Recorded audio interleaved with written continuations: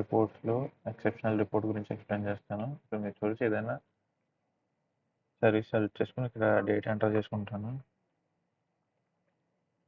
And ఇక్కడ నేను generate report మీద క్లిక్ చేస్తే ఇక్కడ మీరు చూడొచ్చు ఇలా వస్తుంది ఈ ట్యాబ్స్.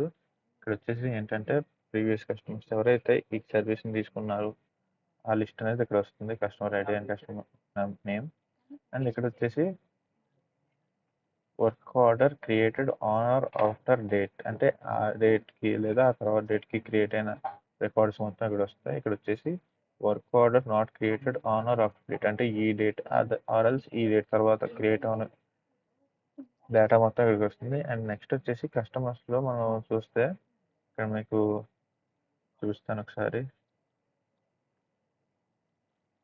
కస్టమర్స్లో ఎవరైనా కొత్త కస్టమర్ క్రియేట్ చేసేటప్పుడు ఇక్కడ బ్లాక్ లిస్ట్ అని ఉంది. ఇక్కడ ఏదైనా సర్వీస్ పెట్టామనుకోండి, అప్పుడు ఆ డేటా అనేది మనకి ఇక్కడికి రిపోర్ట్స్లో ఈ ఎక్సెప్షనల్ రిపోర్ట్స్కి రిఫ్లెక్ట్ అవ్వదు డేటా మొత్తం.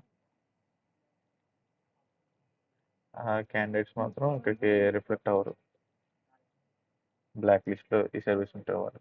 ఓకే.